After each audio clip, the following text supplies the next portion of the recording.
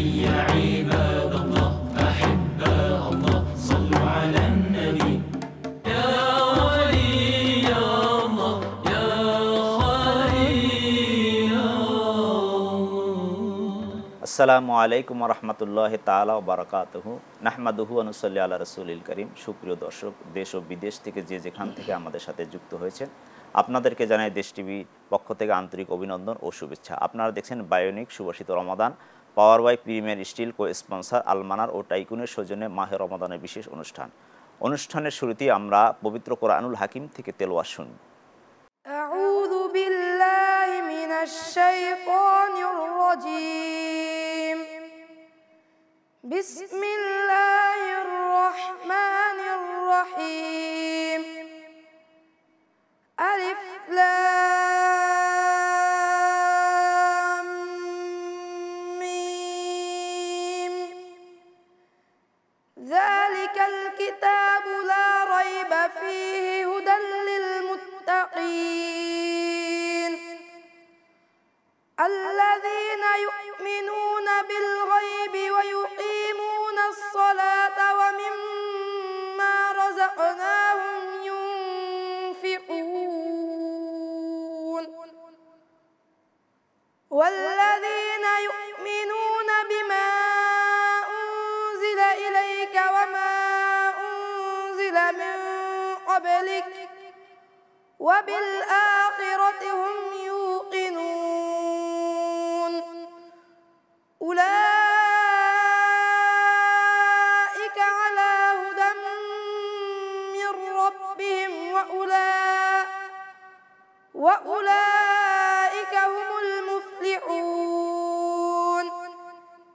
إن الذين كفروا سواء عليهم أأنذرتهم أم لم تنذرهم لا يؤمنون ختم الله على قلوبهم وعلى سمعهم وعلى أبصارهم غشاوة ولهم عذاب عظيم صدق الله العظيم। আলহামদুলিল্লাহ, বিদগ্ধকারীদের জবান থেকে তেলাওয়াত শুনলাম। এ পর্যায়ে জাকাতের ফজিলত ও কার উপরে জাকাত ফরজ এই বিষয় নিয়ে আলোচনা করার জন্য দুজন বিদগ্ধ স্কলারকে আমাদের স্টুডিওতে আমন্ত্রণ জানিয়েছি। সুপ্রিয় দর্শক, আপনাদের সাথে পরিচয় করে দিচ্ছি। আমার ডানে রয়েছেন মাওলানা রিয়াজুল ইসলাম, বিশিষ্ট ইসলামী চিন্তাবিদ ও আলোচক। আসসালামু আলাইকুম ওয়া রাহমাতুল্লাহি ওয়া বারাকাতুহু। আমার বামে রয়েছেন মাওলানা তাজুল ইসলাম কাউসারি, বিশিষ্ট ইসলামী চিন্তাবিদ ও গবেষক। আসসালামু আলাইকুম ওয়া রাহমাতুল্লাহি ওয়া বারাকাতুহু। মোহতারাম, আপনাদের দুজনকেই আমাদের স্টুডিওতে আমন্ত্রণ ও শুভেচ্ছা জ্ঞাপন করছি। সুপ্রিয় দর্শক, জাকাত এমন একটি বিষয় যে বিষয়টা আল্লাহ রব্বুল আলামিন আমাদেরকে অন্যান্য ফরজের সাথেই তার এই জাকাতকেও তার সাথেই রেখেছেন। এটা ফরজ ইবাদত। অন্য নামাজ আদায় করলে যেমন ফজিলত রয়েছে, রোজা রাখলে যেমন আল্লাহ তাআলা রোজ হাসরের ময়দানে নিজ হাতে পুরস্কৃত করবেন, ঠিক জাকাতও যদি একজন মুমিন মুসলমান আদায় করে আল্লাহ রব্বুল আলামিন পরকাল ভিত্তিক জীবনে তাকে নাজাত দিবেন এবং একজন মুমিনের সর্বোচ্চ পাওয়া এবং চাওয়া যেটা হচ্ছে লাস্ট ডেস্টিনেশন জান্নাত, আল্লাহ রব্বুল আলামিন তাকে জান্নাত দিয়ে ধন্য করবেন। এ পর্যায়ে জাকাত কার উপরে ফরজ, মাওলানা রিয়াজুল ইসলাম আপনার কাছে জানতে চাই, ইসলামী শরিয়াতে অথবা কোরআন ও সুন্নাহর আলোকে কার কার উপরে আল্লাহ তাআলা জাকাত ফরজ করেছেন এই বিষয়টা যদি আপনি দর্শকদের সামনে বলতেন। আলহামদুলিল্লাহি রাব্বিল আলামিন ওয়াসসালাতু ওয়াসসালামু আলা সাইয়্যিদিল আমবিয়া ওয়াল মুরসালিন ওয়া আলা আলিহি ওয়া আসহাবিহি আজমাইন, আম্মা বা'দ, ফাআউযু বিল্লাহি মিনাশ শাইতানির রাজীম। বিসমিল্লাহির রহমানির রহিম। আকিমুস সালাতা ওয়া আতুজ যাকাত ওয়ারকাউ মা'আর রাকিঈন। সাদাকাল্লাহুল আযীম। মোহতারাম, আপনি যে প্রশ্নটি করেছেন জাকাত কাদের উপরে ফরজ হয়, আমি প্রথমেই পবিত্র কোরআনে কারিম থেকে যে আয়াতটি তিলাওয়াত করেছি এখানে মহান আল্লাহ রাব্বুল আলামিন জাকাতের গুরুত্ব সম্পর্কে বলেছেন যে তোমরা সালাত কায়েম করো এবং জাকাত দাও। আমরা জানি পবিত্র কোরআনের যেখানেই আল্লাহ তাআলা সালাতের ব্যাপারে বলেছেন সেখানে তিনি জাকাতের কথা উল্লেখ করেছেন। জাকাত ইসলামের একটি গুরুত্বপূর্ণ অঙ্গ, 5 পিলার্স অফ ইসলাম, ইসলামের 5টি ভিত্তির ভিতরে থার্ড পিলার হচ্ছে আমাদের জাকাত, যেটা হাদিসেও আমরা জেনেছি, কোরআন এবং হাদিসে থেকে এ ব্যাপারে আমরা অনেক কিছুই জানি যে আল্লাহ তাআলা আমাদের প্রতি যাদের ধনীদের উপরে জাকাত ফরজ করে দিয়েছেন, যেটা একটি আয়াতে আমরা আয়াত থেকে আমরা জানতে পারি যে তুখাযু মিন আমওয়ালিহিম, তাদের যারা ধনীদের থেকে তোমরা এই সম্পদটা গ্রহণ করবে, আর অতুনফিকু মিন ফুকারাহিম, এবং দরিদ্রদের মাঝে তোমরা বন্টন করবে। তাহলে এখানে প্রশ্ন হচ্ছে যে কাদের উপরে ফরজ? আমরা এক কথায় সহজভাবে বলতে যে যিনি ধনী বা সাহিব নিসাব, যিনি নিসাব পরিমাণ সম্পদের মালিক হবেন তার উপরেই জাকাত ফরজ। এখন এই নিসাবটুকু কত সেটুকু আমরা জানতে পারি হাদিস থেকে যে কারো কাছে যদি সারা বছর 7.5 তোলা স্বর্ণ অথবা 52.5 তোলা রৌপ্য বা তার সমপরিমাণ সম্পদ 1 বছর অতিবাহিত হয়, তাহলে তার উপরে জাকাত ফরজ হবে। এবং আরও কিছু শর্ত আছে জাকাত ফরজ হওয়ার জন্য, যেটা হচ্ছে প্রথমে কোনো মুসলিমান, সে মুসলমান হতে হবে অবশ্যই। তারপরে মুসলমান হওয়ার পরে তার যেই সম্পদ, এই সম্পদটা তার কাছে 1 বছর থাকতে হবে, যেটাকে বলা হয় হাওলাইনে আল হাউল, এই সম্পদের উপরে তার 1 বছর অতিবাহিত হতে হবে। যেমন এই জানুয়ারি থেকে পরবর্তী জানুয়ারি অথবা এই রমজান থেকে পরবর্তী রমজান, সারা বছরই জাকাত দেওয়া যায়, তবে এইভাবে যিনি জাকাত দিবেন তিনি হিসাব করে জাকাত প্রদান করবেন। মোহতারাম, আপনি চমৎকার আলোচনা করেছেন। আমি আপনার কাছে আবারও ফিরে আসব। মাওলানা তাজুল ইসলাম কাউসারি, আপনার কাছে আমরা জাকাতের ফজিলত, যে আমরা জানি অন্যান্য ফরজগুলোর ফজিলত আল্লাহ তাআলা পবিত্র কোরআন ও হাদিসের আলোকে বিভিন্ন রসুল করিম সাল্লাল্লাহু আলাইহি ওয়াসাল্লাম হাদিসে ফুটিয়ে তুলেছেন, আর জাকাত আদায় করলে কি পরকাল ভিত্তিক জীবনে কি আমাদের জন্য পুরস্কার রয়েছে অথবা কি ফজিলত রয়েছে, আপনি যদি আমাদের দর্শকের উদ্দেশ্যে বলতেন। ধন্যবাদ বিজ্ঞ সঞ্চালককে। ইন্নাল হামদুলিল্লাহ ওয়াসসালাতু ওয়াসসালামু আলা রাসূলিল্লাহ। ইসলামের যতগুলো হুকুম রয়েছে তার ভিতরে অন্যতম একটি হুকুম হচ্ছে জাকাত। এই জাকাতটা আমাদের আদায় করতে হবে, একটি ফরজ ইবাদত। আসলে সবার জন্য এটা ফরজ না। যারা সাহেবে নিসাব অর্থাৎ সম্পদশালী হবে, যারা তাদের জন্য এটা ফরজ। আর এই ফরজটা যখন সে আদায় না করবে, তখন সে এই ফরজের পরিবর্তে কবিরা গুনার ভাগী হবে। এখন আমার কথা হচ্ছে যে এটার ফজিলতটা কেন আমরা এটা আদায় করব। প্রথমত আকিমুস সালাত ওয়া আতুজ যাকাত, যে আদেশ দ্বারা রোজা সালাতকে ফরজ করা হয়েছে, ঠিক সেরকম আদেশ দিয়ে এই জাকাতকে ফরজ করা হয়েছে। এবং খুজ মিন আমওয়ালিহিম সাদাকাতান, আল্লাহ সুবহানাহু ওয়া তাআলা বলেছেন যে তোমরা তোমাদের সম্পদকে গ্রহণ করো। কারণ কি? তুজাক্কিহিম ওয়া তুতাহহিরুহা, যা দ্বারা তোমাদের এই সম্পদ পবিত্র হবে এবং এর দ্বারা তোমরা আরও তোমাদের সম্পদ বৃদ্ধি পাবে। তো আমরা যদি জাকাত প্রদান করি, আমাদের দুনিয়ায় যে লাভ হবে, আমাদের সম্পদটা পবিত্র হবে এবং এর দ্বারা বৃদ্ধি পাবে। তো আমাদের এই একটা জিনিস। এরপর হচ্ছে এটা হচ্ছে দুনিয়াবি লাভ। পরকালে লাভ হচ্ছে এই জাকাত যখন আমরা দিতে যাব, আমাদের একটা ফরজ হুকুম আমরা আদায় করলাম এবং আল্লাহর কঠিন হুকুমের যে সহজতা আমরা করলাম, এর মাধ্যমে আমাদের জীবনটা আরও সহজ হবে এবং জান্নাত আমরা সঠিকভাবে পাব। রাসূল আকরাম সাল্লাল্লাহু আলাইহি সাল্লাম আয়েশা রাদিয়াল্লাহু তাআলা আনহা তার কাছে আসলেন। আসার পরে তার হাতে একটা আংটি দেখল। তখন তিনি বললেন যে এটা তোমার হাতে কি? তখন তিনি বললেন এটা একটা আংটি। তখন তিনি বললেন এটা তুমি জাকাত দাও, এটাকে তুমি জাকাত দাও। তুমি কি এটাকে চাচ্ছ যে কাল কিয়ামতের ময়দানে এটাকে আগুন দ্বারা গলিত করে তোমাকে আঘাত করা হবে, তোমাকে আযাব দেওয়া হবে? সাথে সাথে সে আংটিটা খুলে ফেললেন। রাসূল আকরাম সাল্লাল্লাহু আলাইহি ওয়াসাল্লাম এমন একজন আমাদের নবী, তিনি কিন্তু বাস্তবে প্র্যাকটিক্যালভাবে এটা দেখিয়ে দিলেন এবং বুঝিয়ে দিলেন যে জাকাতটা দেওয়াটা কত বড় আমাদের কাজ, সবের কাজ এবং এটা আমাদের হুকুম। মোহতারাম, অত্যন্ত চমৎকার আলোচনা করতেছিলেন। আমরা আবারও আপনার কাছে ফিরে আসব। আমরা ছোট্ট একটি বিরতি দেব। সুপ্রিয় দর্শক, আপনারা দেখছেন দেশ টিভির পর্দায় বায়োনিক সুবাসিত Ramadan, power by Premier Steel, co sponsor আলমানান ও টাইকুনের সৌজন্যে মাহে রমাদানের বিশেষ অনুষ্ঠানে। এ পর্যায়ে আমরা যাচ্ছি ছোট্ট একটি বিরতি। ততক্ষণ আপনারা আমাদের সঙ্গে থাকুন। আবার দেখা হবে বিরতির পর।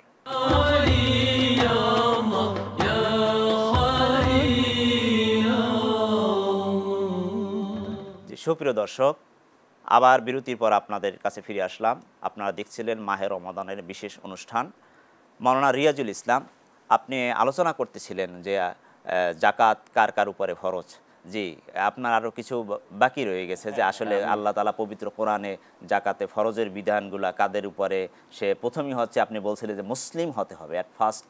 তাকে মুসলিম হতে হবে। জি, তারপরে কি হ্যাঁ, শর্তগুলো? সম্পদ সাহেব নিসাব, যে নিসাব পরিমাণ সম্পদের মালিক হতে হবে এবং নিসাব পরিমাণ সম্পদটা 1 বছর স্থায়ী হতে হবে। আল্লাহ তাআলা আমরা জানি যে কোনো বিধানই মানুষের জন্য চাপিয়ে দেন না। লা ইউকাল্লিফুল্লাহু নাফসান ইল্লা উসআহা, মানুষ যেটা সক্ষম না সেটা আল্লাহ চাপিয়ে দেন না।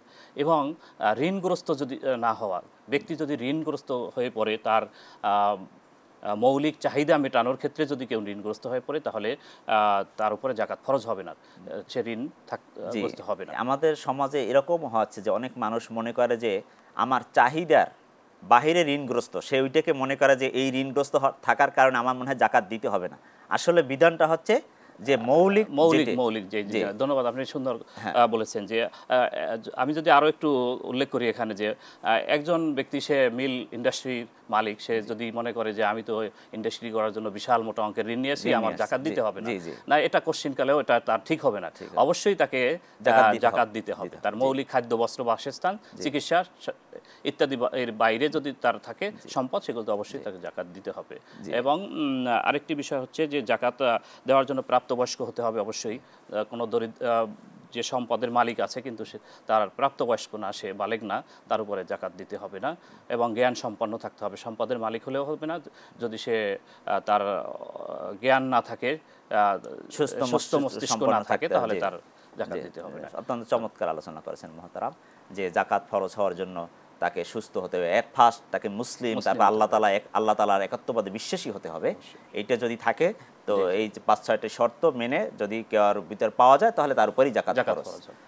অত্যন্ত চমৎকার আলোচনা করেছেন মাওলানা তাজুল ইসলাম কাউসারী সাহেব। যে আপনি অত্যন্ত চমৎকার একটি আলোচনা, একটা আংটির উদাহরণ দিয়া আলোচনা করতেছিলেন যে জাকাত ফরজ।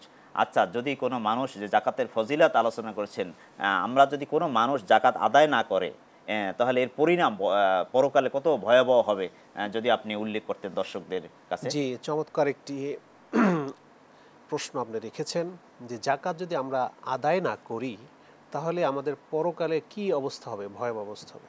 বুখারী শরীফের ভিতরে এসেছে, যদি কোনো ব্যক্তি জাকাত আদায় না করে, পরকালে তার এই সম্পত্তিগুলোকে আগুনে তাকে করা হবে, আগুন উত্তপ্ত করা হবে এবং এগুলো তার শরীরে দেওয়া হবে এবং বলবে আনা মালুকা আনা কানজুকা, এগুলো তোমার সম্পদ এবং তোমার কুক্ষিগত সম্পদ। নাউজুবিল্লাহ। এজন্য আমরা আমার শ্রোতাদেরকে বলবো, আপনি যেই সম্পদ রয়েছে সেই সম্পদের আপনি আজকের যে আপনার ওলামা ইকরামদের কাছে যাওয়ার পরে আপনি এটার হিসাব নেন।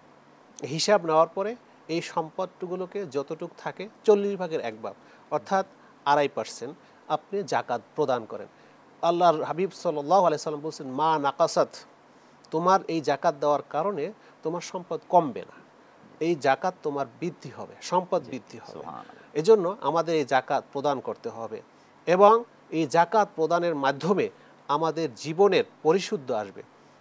রাসূল আকরাম সাল্লাল্লাহু আলাইহি ওয়াসাল্লাম অন্য একটা হাদিসের ভিতর আসছে, জনৈক এক সাহাবী তার পরিবার নিয়ে এসেছেন। পরিবার নিয়ে আসার পরে তার কিছু ওই রকম, তারা সেই সময় আরবের ভিতরে সেই সময় তারা সবাই আংটি পরিধান করতো। তো আংটি যখন পরিধান করে তখন বলছে, তুমি কি এটার জাকাত দিয়েছো?